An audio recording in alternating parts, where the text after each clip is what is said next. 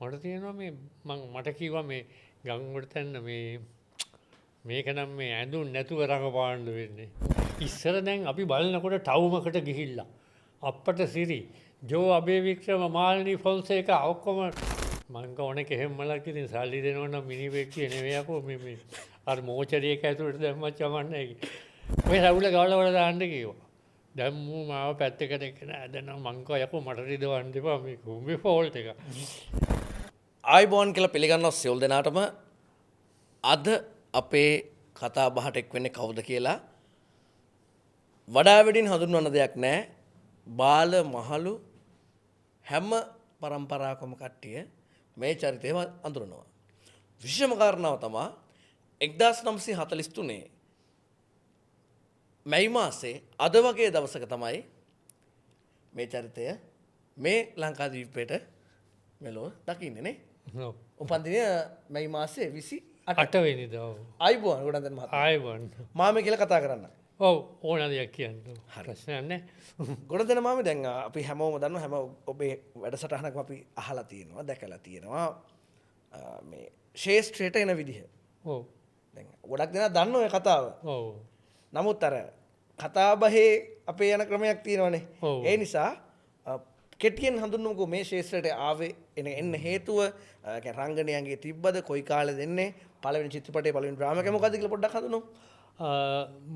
මම මේ ශේෂ්ත්‍රයට ආවේ රූපවාහිනී පටන් ගන්න කාලේ මම හිතන්නේ 5 වෙනිද 4 වෙනිද 5 වෙනිද මේ රූපවාහිනී දර්ශනය කරපු මේ ඇල්ල ළඟ වලව්ව ටෙලි නාට්‍යයෙන්.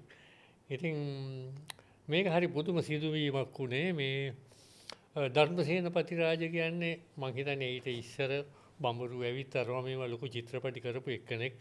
ඉතින් මේ ටෙලි නාට්‍යවල මෙයාට හම්බුණා අධ්‍යක්ෂණය කරන්න ඩොක්ටර් නිමල් සේනනායකගේ ස්ක්‍රිප්ට් එකක්. ඒක මේ ඇල්ල ළඟ වලව්ව කියලා. ඔය 1980 ගණන්. 80 ගණන් වල 85 වගේ මං හිතන්නේ.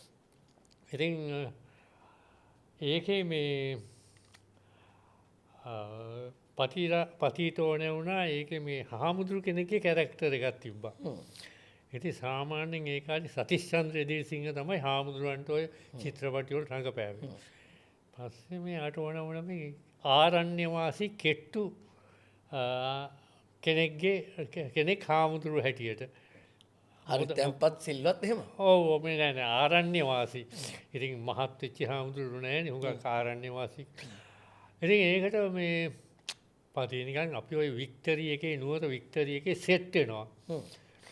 ඉතින් අර ධර්මරාජ ඕල් බෝයිස්ලා හැටියට සෙට් වෙන වෙලාවක කිව්වා මචං මේ මගේ මේ ටෙලි නාට්‍යයේ මං තෝරාගත්ත උඹව මේ හාමුදුරුවන්ගේ චරිතෙට. දැන් එතකොට රංගපානවා රංගනය කරනවා කියන එක ඉගෙනගෙන තිබ්බද?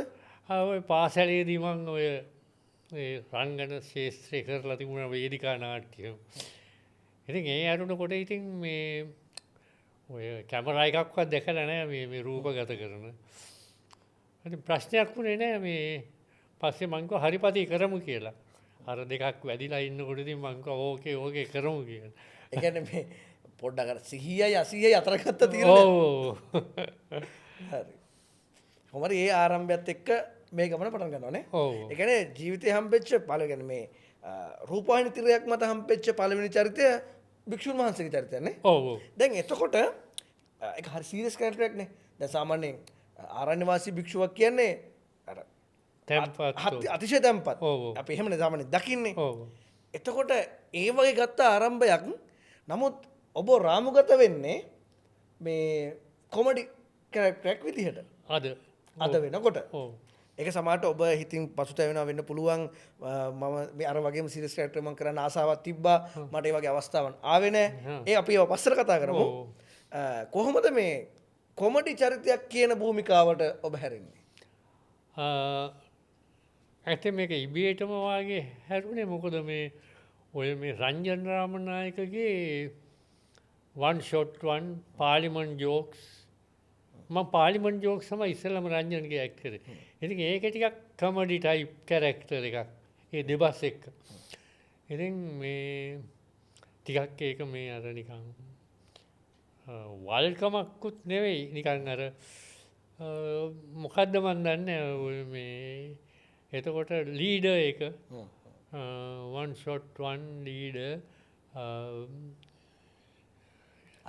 අනියමාර්ථයෙන් අර මේ නිකන් කුණු හරප කියනවා වගේ චරිත කීපයක් හම්බුණා. ඒක තමයි හරි. ඒවා දැන් කැමැත්තෙන්ද බාරගත්තේ? නෑ ඉතින් මං ඇත්තෙන්ම මේ චරිත බාර ගන්නවාද නැද්ද කියන එක මං එච්චර ගණන් දැන් සමහර අපි දන්නවා සමහර චරිත ඉන්නවා සමහර කලාකරුවෝ ඉන්නවා අම්මෝ මං නම් සාමාන්‍යයෙන් නිකන් එහෙම බාර ගන්න නෑ ස්ක්‍රිප්ට් එක බලලා තමයි මම වැඩ බාරගන්නේ. අනිත් රඟපාන කට්ටිය බලලා තමයි එහෙම නෙමෙයි. මං ජීවිතේට ස්ක්‍රිප්ට් කියවලා මේ රඟපාලත් නෑ ස්ක්‍රිප්ට් බලලත් නෑ. මට දැන් එන්න කියපුවාම මම යනවා. ගියාම මේ මොකද්ද චරිතේ මොකද්ද කරන්න තියෙන්නේ? එච්චරයි මං කරන්නේ. ඒ ඉතින් මං ඒ රඟපාන. ඒතකොට එහා පැත්තේ ඉන්න නළුව කවුද? එහා පැත්තේ ඉන්න කෙනා කවුද? ඔහු ප්‍රවීණයෙක්ද? අලුතෙන් ආපු කෙනෙක්ද? ඒව නැහැ. නෑ ඒව නේ මං ගැන විතරයි බලන්නේ. අනිත් එක්කන කවුරු වුණත් මට ප්‍රශ්නයක් නෑ. ඉතින් මං දැන් මේ ගොඩක් නළුවෝ මම මේ බලනවනේ මේ මොකද්ද ස්ක්‍රිප්ට් එක කියනවා ඒක නම් කමක් නැහැ කියමුකෝ. හැබැයි අනිත් නළුව කවුද? මේකින් අනිත් කට්ටිය කවුද? මේ විදිහට බලනවනේ මේ අලුත් පරම්පරාව. ඇයි එහෙම? ඉතින් ඒ සමහර විට අලුත් පරම්පරාවේ අයගේ ඉතින් හැටි වෙන්න පුළුවන්. මොකද දැන් අපි හිතමු ගෑනු ළමයෙක් ඉන්නවා බෝයි ෆ්‍රෙන්ඩ් කෙනෙක් ඉන්නවනේ. එතකොට බෝයිස්ට ගර්ල් ෆ්‍රෙන්ඩ්ස්ලා ඉන්නවනේ. ඉතින් ඔහොම වෙනකොට මේ සාමාන්‍යයෙන් චරිතය ගැන ටිකක් බලනවා යකෝ මේක කරලා මේ තරහ වෙයිද? මේක අරයා බැනුම් අහන්න වෙයිද? වයිෆ්ගෙන් බැනුම් අහන්න වෙයිද? ඉතින් ඔය වගේ ප්‍රශ්න තියෙනවා. සාධාරණ කාරණා ටික. ඔව් මං ඉතින් ඒවත් තුට්ටු දෙකට ගණන් ගන්න වයිෆ් ඕවා බලන්නෙත් නෑ හුඟක් ඒවා ඉතින්. ඉතින් මට ලැබෙන චරිත මං කමඩි හෝ වේවා මොකක්ද මේ සමහර ඒවා ඔය කරලා දානවා මං. දැන් ඔය යකඩ පිහාටු එකේ ටිකක් සීරියස් කැරක්ටර් එකක් තිබ්බේ. ඒත් ඒකේ මේ මගදී කරගෙන යනකොට මේ මට තියෙනවා මේ මට කිව්වා මේ ගංගොඩ තැන්න මේක නම් මේ ඇඳුම් නැතුව රඟපාන්න වෙන්නේ. මම මොකද ඇඳුම් රඟපාන්න මේක මේ ඔයා ඇඳුම් නැතුව මේ අනෝජා වීරසිංහ ඔයා නාවනවා. දැන් ඒ සාමාන්‍යයෙන් ඒ වගේ චරිතයක් රඟපාන්න හම්බෙනවා අනිවාර්යෙන් මුලින් කියනවනේ. දැන් එහෙම කිව්වේ නැහැ. නෑ මට ස්ක්‍රිප්ට් එක දෙන්නම් කිව්වා මං කිව්වා ස්ක්‍රිප්ට් එක ඕනේ නැහැ මට ඒ වෙලාවේ කියන්න මං ඒ කියන විදිහට කරන්නම් කියලා. අද ස්ක්‍රිප්ට් එක බලපුවා දින්ද හැබැයි ස්ක්‍රිප්ට් එක තැනක තියෙනවා මේ නිර්වත් චරිතයක් රඟපෑම. ඒක මේ ඒගොල්ලෝ කීවේ වෙලාවේ නැත්තම් එතකන් කරගෙන ආවා. ආවට පස්සේ මේක නම් මේ ඇඳුම් නැතුව නාවන එකක් මේ මම මොකද මේ මෙන්ටල් අවුට් එක්කෙනෙක්. ආමි එකෙන් මේ රිටයර් වෙලා මෙන්ටල් අවුට් වෙච්ච එක්කෙනෙක් අනෝජා තමයි මේ මාව බලාගන්නේ ඒක බලපු කට්ටිය දන්න ඇති. ඉතින් ඒකේ මේ මාව නාවන්න ඕනේ. ඉතින් පංකව ප්‍රශ්නයක් නැහැ කියලා. ඉතින් ඊට පස්සේ පිටිපස්සෙන් කැමරා එක දාලා ඊට පස්සේ ඒ චරිතේ කරා ඉතින්. ඒ ප්‍රශ්නයක් වුණේ නැහැ මට ප්‍රශ්නයක් වුණේ නැහැ. මම ඒව ගණන් ගත්තේ නැහැ ඉතින්. වැඩිහිටියන්ට පමණයි චිත්‍රපට කීයක රඟපාලා තියෙනවද? වැඩිහිටියන්ට පමණයි කියලා මම රඟපාලා නැහැ. එහෙම චිත්‍රපට රඟපාලා නැහැ. නෑ. ඒ කියන්නේ සාමාන්‍ය චිත්‍රපටවල තියෙන අර වගේ දර්ශනයක් આવුත් කරනවා. අර වාගේ දර්ශන ඉතින් ඒක වැඩිහිටියන්ට පමණයි නෙවෙයි ඉතින් අර මෙන්ටල් අවුට් එක්කෙනෙක් අර ඒක නැචරල් විදිහට මේ නාවනකොට මේ අර ඒක ප්‍රශ්නයක් තිබුණේ නැහැ. හරි. එතකොට දැන් ලාංකික සිනමාව විතරක් නෙවෙයි මේ බටහිර සිනමාවත් ඔබ රඟපාලා තියෙනවනේ? ඔව් ඔව්. අපි ගැන පොඩි මතක් කරමු. මට පළමුවෙන්ම ආවේ මේ රෂියන් එක. රෂියන් එක මේ දැන් අර රවීන්ද්‍ර රන්දෙනිය මහත්මයාගේ ඔෆිස් එකෙන් තමයි ෆිල්ම් ටීම් එකෙන් මටත් එන්න කිව්වා ඉන්ටර්විව්. පස්සේ මම බලනකොට ගොඩාක් නළුවෝ ඇවිල්ලා. පස්සේ මං අර මට කියපු එක්කෙනාට කිව්වා මම මොකද්ද බං මේ පිස්සු වැඩේ? මේ මෙතන ඔක්කොමලා ගෙන්නවලා නෑ ඔයා පොඩ්ඩක් සද්ද නැතුව ඉන්න ඔයා තෝරාගෙන තියෙන්නේ කිව්වා. ඉතින් මං ඔක්කොමලා ගියා. ඉතින් කලන් සූරියලා ජී.ආර්. පෙරේරාලා හැම ඉතින් හදිස්සියෙන් මට යන්න ඕනේ කියලා ගියා. මං ඉතින් ඉඳලා අන්තිමටම ඔක්කොමලා ගියාට පස්සේ ඉතින් මට කතා කරා මට පස්සේ රෂියන් ඩිරෙක්ටර් එක්කෙනෙක් ඉංග්‍රීසි කතා කරන එක්කෙනෙක්. ඉතින් මම ඒවා කොච්චර කල් නරඟපානවද හරි මෙහෙ කියලා මං ඉතින් ඒවා ඉංග්‍රීසි වලින් කියපුවාම එයා කිව්වා ඊට පස්සේ ඒ රෂියන් ඩිරෙක්ටර් ඒ කියපු එකක් එයා අර ඉංග්‍රීසි වලට ට්‍රාන්ස්ලේට් කරන එක නා කිව්වා එයා මාව චරිත 3කට තෝරාගත්තා කියලා. ඒකලා මේ තුනෙන් ෆයිනලයිස් කරලා කියන්නම් මොකද්ද කියලා. පස්සේ ඒකේ දැන් මම අර කාලියම්ම වාගේ එක්කෙනෙක් රෂියන්නේ නිලිය. ඉතින් එයාට මේ එයාගේ ඇසිස්ටන්ට් එයාට මේ උදව් කරන එක මං තමයි දෙන්නේ මේ මිනි මරන්න පිහිහෙම. කියන්නේ එයා අර අන්තිමටම මේ රාකේෂ් යක්ෂයාට මේ බිලි දෙනවා. බිලි දීලා කියනවා අද උඹ මේ රාකේෂ් අද රැයි නම් රාකේෂ් මනමාල මේ රාකේෂ් යක්ෂයාගේ මේ මනමාලිය කියලා අර කට්ටිය මරනවා. එහෙම දිගට කරගෙන ආපු එකක්. ඉතින් ඒකේ මං ඒ අර මං තමයි ලොකු ට්‍රේ එක තියලා රත්තරන් පිහියක් කොහොම අර නිලියට දෙන්නේ ක්‍රිස්තියන්. ඉතින් ඒක මේ මට කිව්වා මේ one night man මගේ නම. දැන් one night man කියන්නේ ඒක ඇහැක් මෙහෙම මේකක් දාලා කාචයක්. පස්සේ දැන් ওই කාචේ දාන්න ගිහිල්ලා මේ එහා පැත්තෙන් රෂියන් මේ අර මේකප් කරන එක්කන ලොකු එක්කන. පස්සේ අපේ රංජිත් කියලා හිටියේ රංජිත් වික්‍රමසිංහ මැරුණා නැති වුණා මං හිතන්නේ. ඉතින් දැන් රංජිත් වික්‍රමසිංහට දුන්නා ඒක. උඹට පුළුවන් ද දාන්න කියලා. පස්සේ රංජිත් හරිගත්තා. මං එහා මචං උඹ දාලා තියෙනවද මේට ඉස්සර මං කිව්වා මං දාලා නැහැ. පස්සේ ලෙන්ස් කාචයක් දාලා නැහැ කාටවත් කිව්වා. පස්සේ මම රංජිත්ගෙන් කිව්වා උඹ දාලා තියෙනවද? නෑ මං දාලාත් නැහැ කිව්වා. පස්සේ රංජිත් මෙහෙම දැන් මේක අරගෙන දැන් දාන්න try කරා. කියන්නේ මේ එන මේතොර ඊට කලින් මේ කාචයක් දාලා නැහැ. නෑ යා කාච දාලා නැහැ. දැන් ওই කාරණාත් එක දැන් අපි අතරින් එහාට ඔබේ සංගල ජීවිතය ගැන ගොඩක් දෙනා අපි දන්නවනේ. මං අහන්නම් කෙලින්ම අර කොමඩි කැරක්ටර්ස් ගොඩක් එනවනේ. එහෙම නැතුව සරලම කතාව ඔබේ ඒ රංගන ජීවිතේ ගොඩක් දකින්නට අපි හිතන්නේ මෙයා ජෝකර් කෙනෙක්.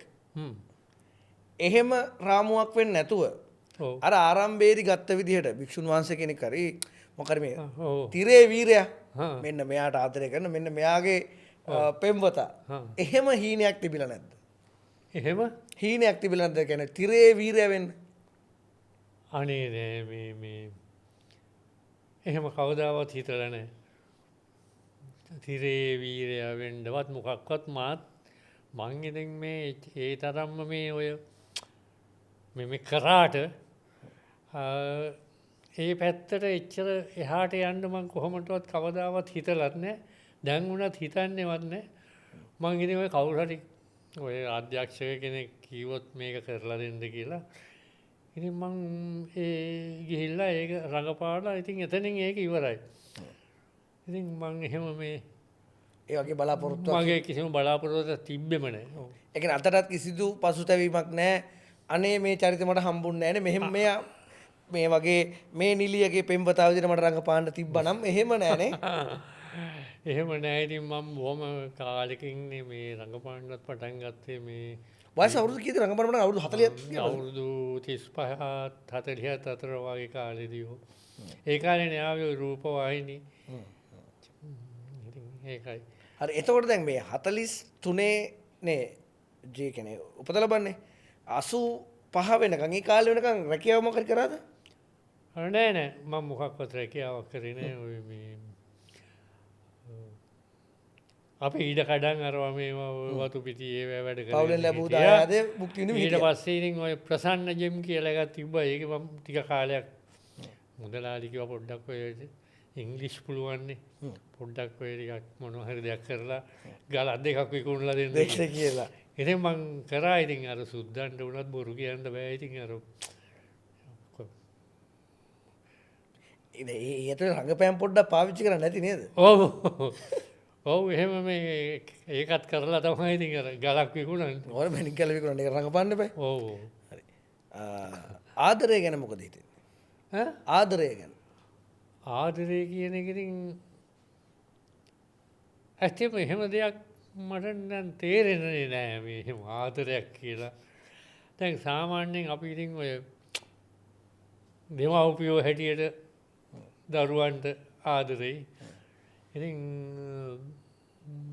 එහෙම තියෙනවා මේ. නෑ මම ඔය අහන්නේ මේ පෙම්වතා පෙම්වත් පෙම්වතියන් අතර තියෙන ආදරේ. විවාහය ආදර විවාහකින් දුන්නේ? ඈ ආදර සම්බන්ධයකින් විවාහය. ඔව් ඉතින් ඒවා හුඟක් ඒවා తాවකාලිකයිනේ. ඔය දෙදෙනෙක් අතර තියෙන ප්‍රේමය සාමාන්‍යයෙන් ඉතින් ඔන්න අපේ වයිෆුයි අපි දෙන්න දැන් ඒ ආදරේ දැන් පළවෙනි දැන් ඔය පුතා දුව හම් වෙච්චහම ඉතින් ඒක ඒ දරුවට තමයි ආදරේ.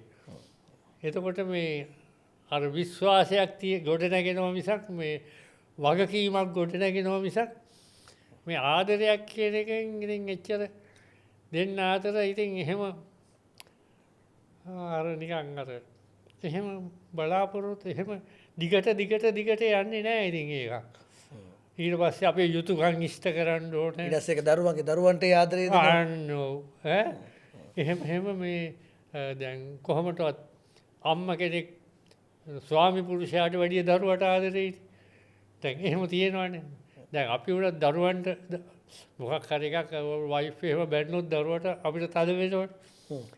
ඉතින් ඒ වගේ මේ ඕක ටිකෙන් ටික ඉතින් අර විශ්වාසය වගකීම ඊට පස්සේ ඉන්නේ වගකීමනේ.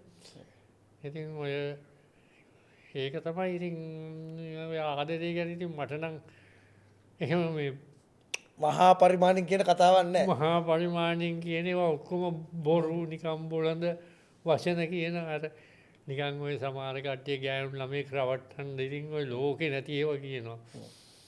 ඉතින් එහෙම මේ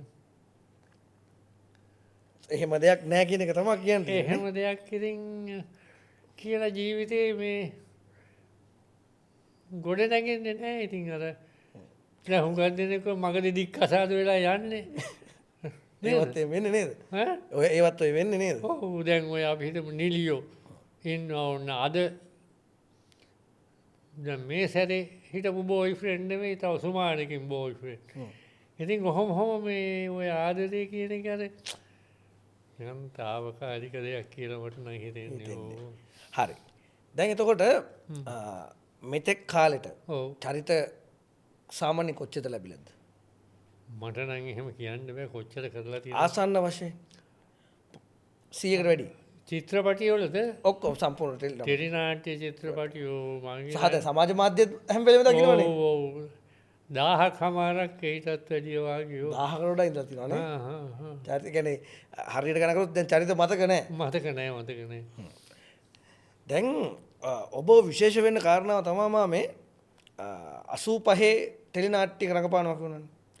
ඒ කාලෙදිම ඔබ චිත්‍රපටයකට රඟපානවා. ඒ කියන්නේ 80 ගණන් වල ඔබව තිරේ දකිනවා. ඒ විදිහටම 90 දශකෙත් ඔබව දකිනවා. ඔව්.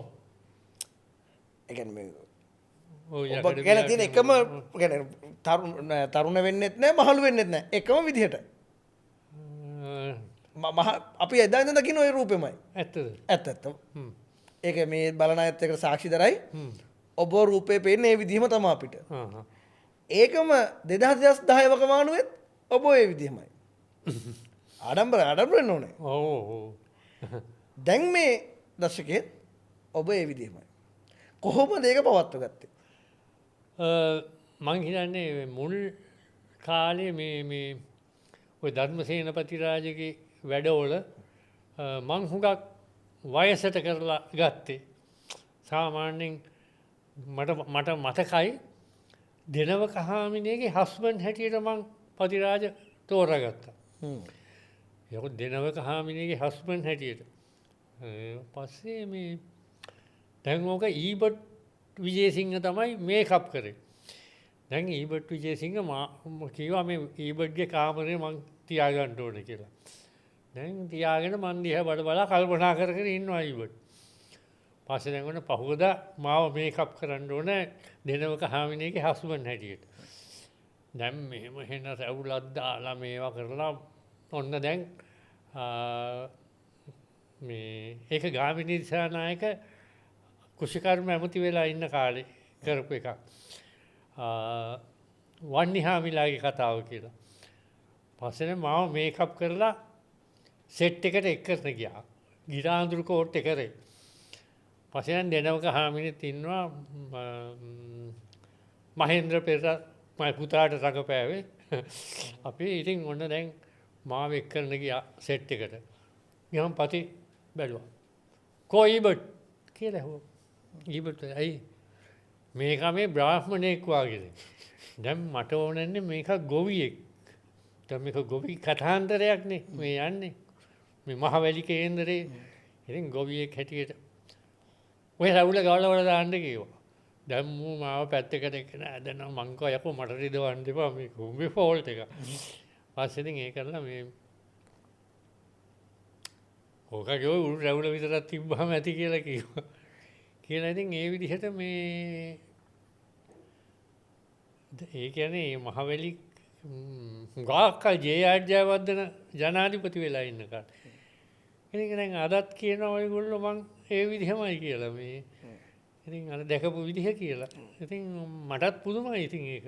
ටික ආඩම්බර වෙන්න ඕනේ. ඔව් අර මාව බස් එකේදී හම්බෙලා මම ප්‍රේක්ෂකෙක්. මං හදිස්සියෙන් නැංගා ඔය හිඟුර අගුවරට කොට බස් එක මේ පරකපොලින් බහින්න. බලලා ඉතින් මාත් එක්ක කතා කරලා කිව්වා මේ අර ඒ කාලේ කතා කරපු වොයිස් එකමයි තාම තියෙන්නේ කියලා. ඉතින් මට හිතෙනවා වොයිස් එක නම් මගේ වෙනස් වෙලා නැතුව ඇති කියලා. ඉතින් ඇඟ නම් ඉතින් කයම කෙට්ටුයි. ඉතින් ඒ තරම් මේ ලෙඩ රෝග ටිකක් අඩුයි. ඒක තමයි මම හිතන්නේ ඔයගොල්ලෝ තාම දකින්න. මද වශයෙන් පොඩ්ඩක් පාවිච්චි කරනවා නේ ජීවිතේ. ඒක නම් පාවිච්චි කරනවා. කාලක් විතර මද කියලාත් නැහැ. ඒකත් නෙවෙයි ඉතින් මේ දැන් මත් වතුර පානය ගැන ඔව් ඔබේ අදහස මොකද්ද? මත්පැන් ගැනද? ඔව්. ඇත්තම මේක ටිකක් ශරීරයට අවශ්‍යයි. මම නම් කියන්නේ. ඉතින් මේ දැන් බලපුවාම ඒක යක්ෂ ගණන්. මේ කාලක් ගන්න බෑ මේ ගල් කාලක් රුපියල් 900ක් විතර වෙනවා. ඉතින් ඒ හින්දා ටිකක් අර බීමේ ටිකක් අඩු කරලා තියෙනවා. ඉතින් මිලත් එක්ක මිලත් එක්ක මිලත් එක්ක නැත්තම් ඉතින් ඒක ප්‍රශ්නයක් නෑ ඉතින්. හැබැයි මම හුඟක් සන්තෝෂෙන් ඉන්නේ. මම මේ කිසිම දෙයක් ගණන් ගන්නෑ. කියන්නේ රටේ ප්‍රශ්න මට ප්‍රවෘත්ති බලපුවාම අර දෙරණ එහෙම අපිරියම් වෙනවා. සත්‍යකින්ම එක්කෝ මිනිමැරුම් එක්කෝ මේ එක එක ප්‍රශ්න ගැන මේ දේශපාලන විචාරකයෝ කියන ඒවා. විචාරකයොත් නෙවෙයි පාරේ ඉන්න මිනිහෙක්ගෙන් අහනවා දැන් මොකද මේ ආණ්ඩුව ගැන කියන්නේ කියලා. ඉතින් ඒවා වැරදි. ඇත්තම මේ දෙරණ ගැන මම විවේචනය කරනවා නෙවෙයි. අප්‍රසන්න මේ එහෙම හොඳ නැහැ. රජයක් විවේචනය කරන්නත් එහෙම හොඳ නැහැ. මම ඒ ගැන ඇත්තටම හරිම අකමැති වෙනවා. මම දැන් දේශපාලනය කතා කරනවා නෙවෙයි. දැන් මේ ලංකාවේ ඔක්කොමලා දැන් අපි එක පැත්තකට දීපු ඡන්දයක්නේ. උතුරේ කාටද පුළුවන් උනේ ඡන්ද ටික හරවා ගන්න? ඒගොල්ලෝ හැම වෙලාවෙම හිටියේ එක මේකනේ අදිෂ්ඨානේ. හැබැයි ඒක වෙනස් කරා. ඈ? ඒක වෙනස් කරානේ. ඔව් වතුකරේ දෙමළ ජනතාවගේ ඡන්ද ගත්ත කියපහම. ඉතින් ඒක මහා ආශ්චර්යයක්. ඉතින් එහෙම ඡන්දයක් ගත්ත නායකයෙකුට, එහෙම ඡන්දයක් ගත්ත පක්ෂයකට ඇත්තම අපි මේ ඒක ගෙනියන්න දේශපාලනයෝ මේ ඒකට උදව් කරන්න ඕනේ. මම දැක්ක රස්කිරියේ මහානායක හාමුදුරුවෝ සජිත් ප්‍රේමදාස මහත්තයා කියලා කතා කරනකොට මේ රජයේ වැරද්දක් තිබ්බොත් ඒක හදලා දෙන්න විවේචනය කරන්න එපා හැම වෙලාවෙම කියලා. ඉතින් ඒක වැරදි. ඒක අහනකොට අපිටත් ඉසේකක්කුම මේ ඊට පස්සේ ඒ කියන්නේ ප්‍රවෘත්ති දාගත්තට පස්සේ ඔළුවේ තියෙන ප්‍රශ්න වලට තව ප්‍රශ්න ගන්න තව ඔළුවට වැටෙනවා නේ. ඈ ප්‍රවෘත්තික දාගත්තට පස්සේ ඔව් ඔළුවේ තියෙන ප්‍රශ්න වලට වැඩි ප්‍රශ්න ගන්න තව ඔළුවට වැටෙනවා. ඔව් ඔය ඔළුවට වැටිච්චාම නිින්ද යන්නෙත් නෑ. ඊට පස්සේ ඔය මේ දැන් ඔය මොනවද මේ වෙඩි තියපු ඒවා. දැන් වෙඩි තියන්නේ ඕන්න ඔක්කොම කියනවා හමුදාවෙන් පැනපු කට්ටිය හරිය මේ කියලා. දැන් අපි රණ විරුවෝ කියලා මේ මහලකුවට මේ කියනවා. ඔය මැරිච්ච කට්ටිය විතරද රණ විරුවෝ. දැන් ඇත්තම මේ ඒ කාලේ යුද්ධ කරලා මේ ඉතුරු වෙච්ච අය. දැන් ඒ අය සමහර කට්ටිය ඔය දැන් හොඳට පවුල් ජීවිතය ගත කරන කට්ටිය ඒගොල්ලෝ දැන් ඒගොල්ලන්ට තාම පුළුවන් මේ T56ක් අරන් හරි පිස්තෝලයක් අරන් හරි දඩිබුඩි ගාලා තියන්නේ. ඉතින් අපි ඒ අය යුද්ධය ඉවර වුණාට පස්සේ ඒ අය පුනරුත්ථාපනය කරේ නැහැ. රජේ පුනරුත්ථාපනය කියන්නේ දැන් උඹලගේ හිතේ ඔය තියෙන මේ ඒ යුද්ධ මානසිකත්වයේ අත්හැරපල්ලා. දැන් උඹලා යහ මාර්ගයට ඵලයල්ලා. දැන් ඔය අත්හැරලා දාපල්ලා කියලා එහෙම කීවේ නෑ. දැන් මට මතකයි ඔය දැන් හමුදාව ජයග්‍රහණය කරපුවාම මේ අපේ කවුද මේ ඒක කරපු නායකයා හිරේට ගත්තා. මං කියන්නේ මේ එයා ඡන්දෙ ඉල්ලන්න පුළුවන්. ඉතින් මේ වාගේ මේ හරියට මේ වැඩක් වෙන්නේ නෑ ලංකාවේ. දැන් ඔය කෙලිම අර උසාවිය ඇතුළට ඇවිල්ලා ඒ මෝරාල් එක තියෙන්නේ ඒක හැදෙන්නේ යුද්ධ කරපු එක්කෙනෙකුට. යුද්ධ හිටපු එක්කෙනෙකුට. ඒ මානසිකත්වය දැම්මේ රජයෙන් ඒගොල්ලෝ පුහුණු කරේ. ඉතින් ඒගොල්ලන්ගේ හැදුවේ නෑ ඊට පස්සේ. රිකවරියක් දුන්නේ නැහැ. රිකවරියක් දුන්නේ නැහැ. ඔව් ඒගොල්ලන්ට ඒගොල්ලෝ හදන්න ඕනේ. ආගමික පැත්තට හදන්න ඕනේ. ඉතින් එහෙම දෙයක් රටේ වෙලා නැහැනේ. දැන් මේ ඒක තමයි මේ අපරාධ වැඩි වෙන්න මේ හේතුව. දැන් ඒගොල්ලෝ මොනවා හරි කරපුවාම අල්ලලා ගිහලා රිමාන්ඩ් කරලා හිරේට දානවා. එතකොට ඒගොල්ලෝ රණවීරුවෝ නෙවෙයිද? මම කියන්නේ යුද්ධයට ඒගොල්ලොත් කරපු කට්ටියනේ. ඉතින් අන්න ඒගොල්ලෝ යහමගට යවන්න ඕනේ. ඒගොල්ලන්ට රජයෙන් දෙන්න පුළුවන් ජොබ් එකක් නේ. කියන්නේ මේ ඉන්න කට්ටියට කොහොම හරි.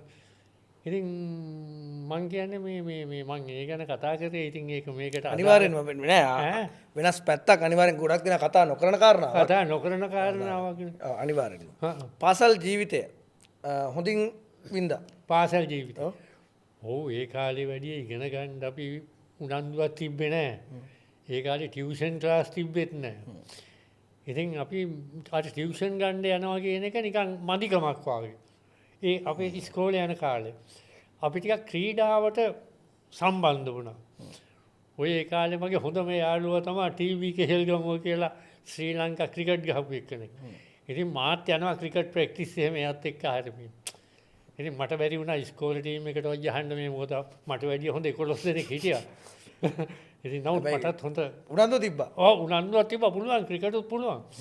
ඒකත් කරනවා. ඉතින් මේ දැන් ඉතින් මේ ඇත්තෙන්ම මේ හැම කෙනෙක්ම හැම දරුවෙක්ම දෙමව්පියෝ යොමු කරන්නේම මේ ටියුෂන් ක්ලාස් වලටනේ. ඉස්සර දැන් අපි බලනකොට ටවුමකට ගිහිල්ලා අප්පට සිරි ජෝ අබේවික්‍රම මාල්නී ෆොන්සේකා ඔක්කොම අහවල් චිත්‍රපට ශාලාවේ පෙන්නනවා කියන පෝස්ටර් තමයි ටවුන් වල තියෙන්නේ. දැන් අද ටවුමකට ගියාම යකෝ ටියුෂන් මාස්ටර්ලගේ පෝස්ටර්නේ. හැමතැන රත්නපුරේ ගියත් ටියුෂන් මාස්ටර්ලා ලස්සනට දැනගෙන ටියුෂන් කෙමිස්ට්‍රි ෆිසික්ස් බයෝ සායන මොන මේවද දන්න. ඉතින් ඇත්තෙම ඒ ඔබතුමාලා කාලේ මාමලා කාලේ ටියුෂන් ක්ලාස් එකකට යනවා කියන්නේ ආම ඉගෙන ගන්න බැරි කට්ටිය තමයි යන්නේ පොඩි මදිකම. නෑ ඉගෙන ගන්න බැරි කට්ටිය. ඉතින් මේ ඒ ගියත් අර අපි දැන් ඔන්න කෙහෙම්මල් විභාගයට ළමන සැරේ try කරනවා කියලා වැඩි පාඩම් කරන්නේ නැහැ. ඉතින් ඔය ඒ කාලේ ඇත්තටම මේ ගෙවල් දොරවල් වල ප්‍රශ්න තිබ්බේ නැහැ. ගෙදර කන්න තියෙනවා අරවා මේවනේ. ඉතින් ජොබ් එකක් ඕනම කියන මේ තත්ත්වේ නැහැ ඒ කාලේ. හරි. දැන් එතකොට දැන් අද සමාජයත් ඔබ දකින්නවනේ මොකද සෝෂල් මීඩියා වල අපි දැන් මේ වස්ති වීඩියෝෙන් එහෙම නැවත පොඩි ඔබ ගැන කතා බහ වෙන්න වැඩියෙන් පටන් ගත්තා. අපේ අනුෂ්කාලාගේ මේ වස්ති වීඩියෝ එකෙන් පස්සේ. ඒකට ආරාධනා කරේ කවුද? කොහොමද ඒකට එකතු වෙන්නේ? මොකේද? වස්ති වීඩියෝ එකේ වස්ති වීඩියෝ එකට මට කෝල් එකක් දීලා කිව්වා පුළුවන්ද කියලා. පස්සේ මං ඉතින් වස්ති එකට ඒකේ වැඩ කටයුතු වලට ගියා.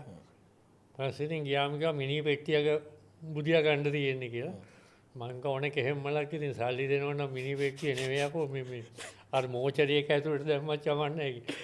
ඉතින් මේ ඒක කරා වස්තිලාගේ ඊට පස්සේ නිකන් මියුසිකල් පැත්තට දැන් ඔව් අර මේ ට්‍රිප් එක සින්දුවේ අර බස් එකේ සින්දුව බස් එකේ සින්දුව ඊට පස්සේ තව සින්දුවක් කරා මේ හැටන් වලින් උඩ ගිහිල්ලා අර කෑම් සයිට් එකක් තියෙන. ඒක ඒගොල්ලන්ගේ සින්දුවක් කරා. මේ ඊට පස්සේ මේ ඊයේත් මං සින්දුවක් කරා. ඒකට සුනිල් පෙරේරාගේ පුතාලාගේ එහෙම ගෲප් එකක් තියෙනවනේ. ගානලේ. ඒක තව ඊට ඉස්සරත් දැන් මියුසිකල් මියුසික් වීඩියෝ දැන් මියුසිකල් ඒවට තමයි එන්නේ පොඩි පොඩි කමඩි කෑලි. එහාට යනවා මෙහාට යනවා පොඩ්ඩක් මොනවා හරි කරනවා. ඉතින් ඒක සතුටින් බාර ගන්නවනේ. සතුටින් බාර ගන්නවා. සතුටින් බාර ගන්නවා. ඉතින් එන්න කියපුවාම ගිහිල්ලා මේ දැන් ඕක අපි නැවතත් අර කතාවේ මුලට යනවා. දැන් මේ සමහර නළු නිළියෝ ඉන්නවා අපි චිත්‍රපට විතරයි බාරගන්නේ. ඔව්. අපි කැමති නෑ මේවට යන්න. ඔව්. හැබැයි ඔබට එහෙම යන්නේ නෑ නෑ ඔය ඒ කාලෙත් හිටියා එහෙම. මේ රූපවාහිනිය ආපුහම කිව්වා අපි චිත්‍රපටි වල විතරයි රඟපාන්නේ කියලා. නමුත් ඊට පස්සේ කාලික බලනකොට ඔක්කොම රූපවාහිනියෙත් ඉන්නවා.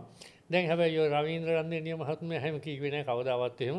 ඇඩ්ල ළඟ වලව් හිටියේ සිරිල් වික්‍රමගේ ජැක්සන් ඇන්තනීලා එහෙම කිව්වේ නෑ. අයිරංගනි සේරසිංහලා කිව්වෙත් නෑ. ඉතින් එහෙම කට්ටියක් කිව්වා. හරි. අපි දන්නවා මේ සිනමාවේ රැජින හෙළ රැජින මල්ලි පොන්සේක මහත්මිය අප අතරින් වෙන්නුණා. ඔබතුමාට කොහොමද තියෙන මතකයන් එසන්? ඇත්තෙම මන් නම් ඔය රජ්ජුරුවද රැජිනද කියන එකෙන් ආමන්ත්‍රණය කරන්න කැමති නෑ මාලිනී ෆොන්සේකා. හේතුව මොකද රජවරු රැජින කියන්නේ මහ දරුණු මිනිස්සුනේ. රජවරු කියන්නේ බෙල්ල කපනවා ආරෙම් මෙහෙම වෙඩි ඒවා ඕඩර් කරන කට්ටිය ඒවට ඒවනේ ඒගොල්ලෝ කමාන්ඩ් කරන්නේ. නමුත් මාලිනී ෆොන්සේකා කියන්නේ මේ බොහොම තැම්පත් මේ ශේෂ්ත්‍රේ විඳගෙන හිටපු එක්කෙනෙක්. ඇත්තෙම අර ධර්මසේනපති රාජ මහත්මයා මට කිව්වා මේ පතියා මම පතියා කියන්නේ මහත්මයා කියන්නේ අපි ඒකට කොලෙජ් එකේ හිටපු එකට පතිය කිව්වා මේ දවසක් කතා කර ඉන්නකොට මචං අපි මේ කරනකොට මේ බඹරු ඇවි චිත්‍රපටිය කරේ කල්පිටිය වෙරළට ගිහාම එහෙ මොකක්වත් ෆැසිලිටීස් නෑ. මේ වැසිකිලි පහසුකම් නෑ. නමුත් අපි තාවකාලිකව ඔය ගිය ලේඩීස්ලට ඔය මාලිනී ෆොන්සේකාලාට එහෙම තැනක් හදලා දුන්නා. ඉතින් හිටියේ වාඩිවල මෙහෙම ඒව මොකක්වත් මේ පහසුකම් හෝටල් එහෙම දැන් අද තිබ්බට නෑ. ඉතින් ඒව විඳ දරාගෙන හිටපු කෙනෙක් තමයි මාලිනී ෆොන්සේකා කියන්නේ.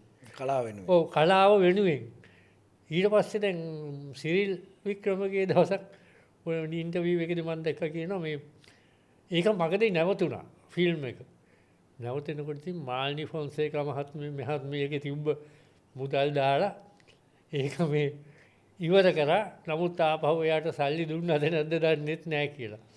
ඉතින් ඒ වාගේ ලොකු කැපවීමක් කරපු බෝසත් චරිතයක් මට පෙනෙන හැටියට. දැන් ඔය කොයි තරම් සිනමා නිලියන්ට අවුරුදු 16 17 ඔය ශේෂ්ත්‍රයට ගියාම කොයි තරම් බලපෑම් වෙනවද? මං කියන්නේ කොයි තරම් ප්‍රොපෝසල් එනවද? ඉතින් එහෙම ඒවත් කට්ට කාගෙන මේ ශේෂ්ත්‍රයේ අවුරුදු 60ක් සේවය කරා කියන්නේ ඒකනම් රැජිනියක් නෙවෙයි මං හිතන්නේ බෝසත් කෙනෙක්. ඒ තරම් මේ ඒ තරම් ලොකු පරිත්‍යාගයක් මේ සිනමාවෙන් කරපු එක්කනේ තමයි මාලිනී ෆොන්සේකා කියන්නේ. හරිම නිහතමානී, හරි තැම්පත්.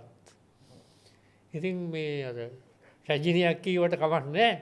මොකද නමුත් අර කුරිරු ගති පැවතුම් තියෙන කෙනෙක් නෙමෙයිනේ. නෙවෙයි යෝ කුරිරු ගති පැවතුම් කවදාවත් නෑ මාලිනී ෆොන්සේකා ගාව. දැක්කම තනි හිනා වෙලා අපිටත් ඔළුවට වල. ඉතින් එහෙම කෙනෙක් මං අර හුඟක් ආශ්‍රය කරලා නේ.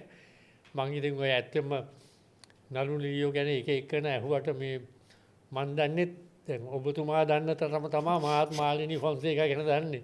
මං ඊට වැඩිය දෙයක් මම අහන්නත් එපා මන් දන්නෙත් නෑ. හැම නිලියක් ගැන බොරු කියලා වැඩකුත් නෑ නේද? ඈ දන්නවයි කියලා බොරු කියලා වැඩකුත් නෑ. දන්නවයි කියලා වැඩකුත් නෑ. දර ගත්තා කියලා වැඩකුත් නෑ. හරි. දැන් අපි දන්නවා දැන් ඇය මේ ලෝකෙ සමුගන්නකොට මේ කරපු ඒ ඔබක වගේ පරිත්‍යාගයන් ඒ කැපකිරීම හැමදේත් එක්කම ගොඩක් දෙනාගේ ආදරය ලබලා තමයි මේ ලෝකෙන් හිත හදාගෙන සතුටින් මෙලෝ හැර ගියේ. ඔබතුමාගේ හීනය කොහොමද තියෙන්නේ? කවදාද අපි දන්නවා අපි හැමෝම අනිත්‍ය සමහරට ඔබතුමාට කලින් අපි නැති වෙන්න පුළුවන්. අපි දන්නේ මේක කොයි වෙලේ කාට මොන කරදරයක් වේද කියලා. ඔබේ ජීවිතේ මොකද්ද බලාපොරොත්තුව තියෙන්නේ? ඒ කියන්නේ මේ ඉන්න ජීවිතයෙන් පස්සේ ජීවිතය ගැන මොකද බලාපොරොත්තුව? මම නම් ඇත්තම හිතාගෙන ඉන්නේ හිතාගෙන ප්‍රාර්ථනා කරන්නේ මේ ඔය මේ හොස්පිටල් වල මේ අහරෙන් මෙහෙන් ඉන්ජෙක්ෂන් කටු ගහලා මේ අර දුක් විඳින්න නැතුව මගේ ජීවිතේ කෙලවර වෙනවා නම් මම ඒකට හුඟක් කැමතියි. කියන්නේ මේ හිතපු ගමන් අභාව ප්‍රාප්ත වෙනවා නම් කියන්නේ ඒ කියන්නේ මේ අද හොඳට හිටියා ආන්න හෙට ඒක සන්තෝසයි. ඒක නේද දුක් විඳලා ජීවිතය නැති කරන්න එහෙම කැමැත්තක් නැහැ නේ. දුක් විඳලා මේ ජීවිතය තව ටිකක් අරගෙන යන්න කැමති නැහැ. මොකද ගාමිණි ෆොන්සේක මහත්මයාත් කියපුවා මේ මොකද්ද එකට මේ අර දැන් කරන්නේ බයිපාස්. මට බයිපාස් කරන්න ඕනේ නැහැ. මං ආයේ මේ ඔය මේ එක දේවල් කරලා ජීවිතේ තව ටිකක් දිගට අරන් යන්න මට උවමනාවක් නැහැ කියලා කිව්වා. කියලා ඉතින් ඒ ඔය දැන් ඔය මාධ්‍ය වල කියලා තියෙනවා. ඒ වගේ අර මේක ජීවත්ම වෙන්න ඕනේ කොහොම හරි ඉන්න ඕනේ කියන බලාපොරොත්තුව නැහැ. අනේ නෑ. දැන් ඉතින් මගේ පවුලේ අයත් ඉතින් දැන් කරදරයක් නෑ. පුතා නම් ඕස්ට්‍රේලියාවේ ඉන්නේ. ඉතින් එයාත් එයාගේ වැඩක් බලාගෙන ඉන්නවා. ඉතින් දුවලත් එහෙමයි අර එක දුවක් මේ අපේ අර මේ මම ඔය ටෙලිඩ්‍රාමා ෆිල්ම්ස් වලට යන්නේ ගෙදර ඉඳලා මාළඹින්. ඉතින් එයා ඩිරෙක්ටර් කෙනෙක් අර මේ ප්‍රින්ට් කෑයකේ. ඉතින් එයාගේ එහෙම ප්‍රශ්නයක් නැහැ. මුණුබුර මිනිබිරියන්ගෙන් ප්‍රශ්නයක් නැහැ. ඔය මුණුබුරා කෙනෙක් ඉන්නවා එංගලන්තේ. ඉතින් අනිත් එහෙම ප්‍රශ්නයක් නැහැ. ඉතින් ඒ කියන්නේ ජීවිතේ අර ඉන්න පුළුවන් සඳහා සමය උපරිමයෙන් විඳිනවා එහෙමද? ඔව් ඔව්. හරි. ඉතින් ඔන කතා බහ ගොඩක් වෙලා කතා කරා. දැන් මේ හැම දෙයකටම ශක්තියක් වෙන්නේ බිරිඳනේ. මේ හැම දෙයකටම ශක්තියක් වෙන්නේ ඔබේ බිරිඳ. ඔබත් එක්ක ඉන්න ඔබේ බිරිඳනේ. ඔව්. ඇය ගැන පොඩ්ඩක් කතා කරමුකෝ. බිරිඳ ගැනද? ඔව්. බිරිඳ බොහොම ඉවසීමක් තියෙනවා. මම මොන චරිතයක් කරත් එයා ඒව ගණන් ගන්නෑ. මොන සම්බන්ධ නිකන් ඔය නිලියෝ කතා කරනවා වෙලාවකට එහෙම ඒවා ගණන් ගන්නේවත් නැහැ තුට්ටු දෙකට. ඉතින් මේ බොහොම මට හරි ආදරේ. ඉතින් අර ආදරේ කියන එක නෑ කියන්නත් බෑ. ඉතින් එහෙම මං ගැන හොඳට බලා ගන්නවා. ඉතින් සන්තෝෂෙන් එයත් ඉන්නවා. ඔය දැනුත් කතා කරා මේ කොහෙද මොකද කරන්න කියලා වෙන්න තිය අර ඩිස්ටර්බ් උනේ. ඉතින් ඒක තමයි. හොයලා බලනවනේ. ඔව් හොයලා බලනවා නිතරම. ඒ කියන්නේ මේ තවමත් හොයලා බලන්නේ මේ වැරදි ගමන් එහෙම යන්නේ නැහැ. නෑ ඒව නෙවෙයි වැරදි ගමන් නෙවෙයි. මේ දැන් හවසට රැට එනවද? එනකොට එන්න ඕනන්නේ මෙහෙමයි. මේ පොඩි අර මේ මත් පැන් ගන්නකට ප්‍රශ්නයක් නැහැ එහෙම. නෑ ගෙදරත් අරන් ගිහලා බොනවා. ඒව ප්‍රශ්නයක් නෑ. ඉතින් අර දැන් ඔය තනින් තන බොන්නේ නෑ. මොකද මේ ටිකක් වැඩි වුණොත් එහෙම බස් වල එහෙම යන්න අමාරුයි. එහෙම එකක් තියෙනවා. ඒ හින්දා දැන් අවස්ථාව හදලා දෙනවා ගෙදරට ගෙනල්ලා බොන්න පුළුවන් කියලා නේ. ඔව්. ප්‍රශ්නයක් නෑනේ. ප්‍රශ්නයක් නෑ. හරි. ඉතින් අවසාන වශයෙන් ඔබගේ කලා ජීවිතය ගැන සහ ඔබ ගැන ඔබට මොකද හිතෙන්නේ? මං ඇත්තෙන්ම හිතන්නේ මේක අපේ දෛවය. කියන්නේ අපි හිතන තැනට අපිට යන්න බෑ. අපිව මේ අපේ අපි මොකක් හරි විශ්වකර්ම මේවයකින් අපි ඒ තැනට ගෙනල්ලා දානවා. දැන් මාත් මේ මෙච්චර දුරට කලා ජීවිතය යන්න නෙවෙයි පටන් ගත්තේ. අර පතියට උදව්වක් හැටියට. ඉතින් බලපුවාම දැන් අද වෙනකම් විශාල ටෙලි නාට්‍ය ගානක චරිත 1000කට වැඩි කිව්වා. චරිත 1000කට වැඩි කිව්වා. ඔව් එහෙම කරලා තියෙනවා. දැන් මේ මට දෙවනිදක් තියෙනවා එකක් අර මේ තව ෆිල්ම් එකක් සුරංග අල්ලිස්ගේ. ඉතින් එහෙම ඉල්ලුම් තව තියෙනවා. ඉතින් එහෙම වුණොත් පුළුවන් වෙනක ඉවර ශරීර ශක්තිය තියෙනකම්. ඉතින් මං ඒවා ගිහිල්ලා ඒවා කරනවා. දැන් අවුරුදු 83යි නේ. ඔව් 83යි. හරි. බොහොම ස්තුතියි කතා බහට එකතු වුණාට. පුංචි ඉල්ලීමක් තියෙනවා මේ කතා බහ නවත්තන්න කලින්. ඉල්ලීම් දෙකක් තියෙනවා. පළවෙනි ඉල්ලීම ඒ තමයි අපි දන්නවා ගොඩක් දැන් අලුතෙන් නළු නිලියෝ ලංකාවේ වෙන තරුණ හොඳ හැකියාවන් තියෙන කට්ටිය ඉන්නවා. දක්ෂ නළු නිලියෝ ඉන්නවා. සමහර අය අර උඩින් පාත් වෙච්ච අය ඉන්නවා. ඔබ කිව්වා වගේ එහෙම කොටසකුත් ඉන්නවනේ. මේ හැමෝටම ඔබතුමාගේ තියෙන අත්දැකීමුත් එක්ක මම මොකක් හරි කියන්න තියෙනවනේ. මං ඇත්තෙන්ම කියන්නේ මේ අර තමන්ට දෙන චරිතය ඒක උපරිමව කරන්න. එහෙම උපරිමව කරපු නළු නිලියෝ මම දැකලා දෙනවා. අලුත් කට්ටිය දැන් ප්‍රොමෝට් වෙලා තියෙනවා හුඟක් දෙනෙක්. ඉතින් මේ නළුවොත් එහෙමයි.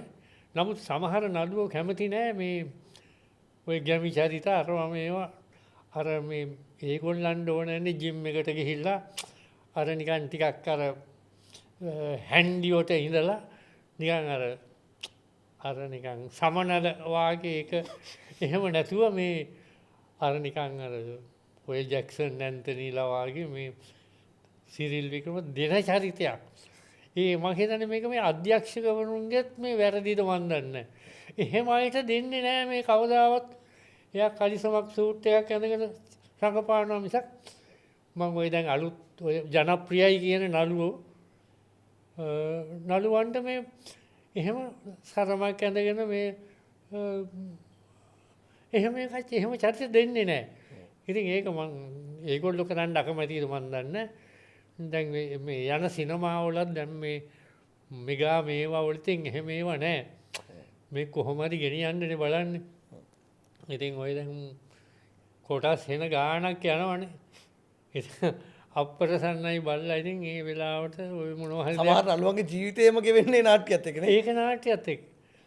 ඔව් ඉතින් ඒක හරි වැරදි.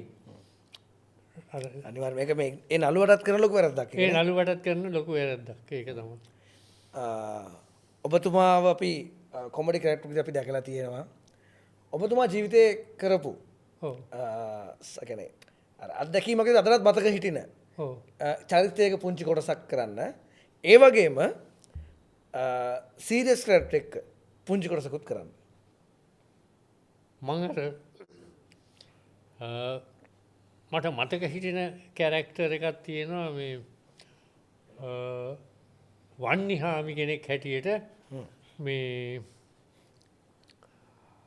අර වන්නිහාමි කෙනෙක් හැටියට මේ සර්වේ කරන්න එනවා ගමට මේ සර්වේලා දෙන්නෙක් ඇවිල්ලා මේ වන්නිහාමි හැටියට මේ සර්වේලා දෙන්නෙකුට දෙන උපදෙසක්. මේ මොකක් හරි ඒගොල්ලෝ ප්‍රශ්නයක් අහනකොට මම ඉතින් ඒකට උත්තරයක් දෙනවා. මහත්තයෝ මේ ගම් වල මිනිස්සු හරිම අහිංසකයි. නෑ. නෑ මෙහෙමයි. මහත්තයෝ මේ ගම් වල මිනිස්සු හරිම චාම්. ඒත් අහිංසක නෑ. මේ මහා වනාන්තරය වාගේ අන්ධයි. භයංකාරයි. වල්ලූරෝ වගේ නපුරුයි. වලස්සුන්ට වගේ ඉක්මන් කෝපේ. මේ ගැඹුරු දිය කඩਿੱත්ත වාගේ හැල හොල්මනක් නැතුව ඉන්නවා. හිටි අඩි දිවියෙක් වගේ කඩා පනිනවා. ඒක මගේ හරියට ඔළුවට වැදුනා. මොකද ගම් මේ වන්නේ ඉන්න මිනිස්සු හරිම චාම්නේ. හරිම අහිංසකයි.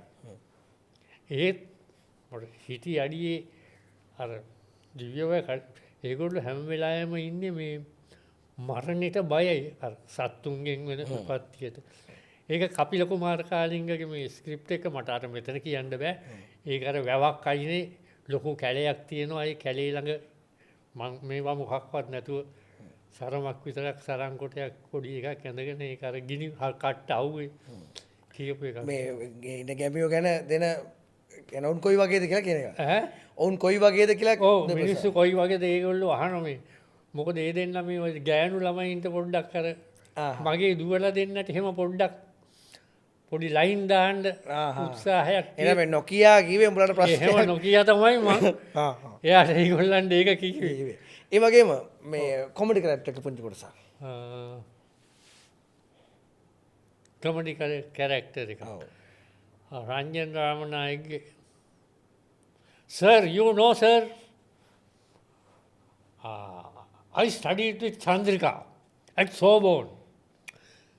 She failed, sir. I passed. Now I have a bypass, sir. කියලා මම රංජන් රාමනායකට අර මේ මාව ඉන්ට්‍රොඩියුස් කරනවා ඉතින් ඔව්.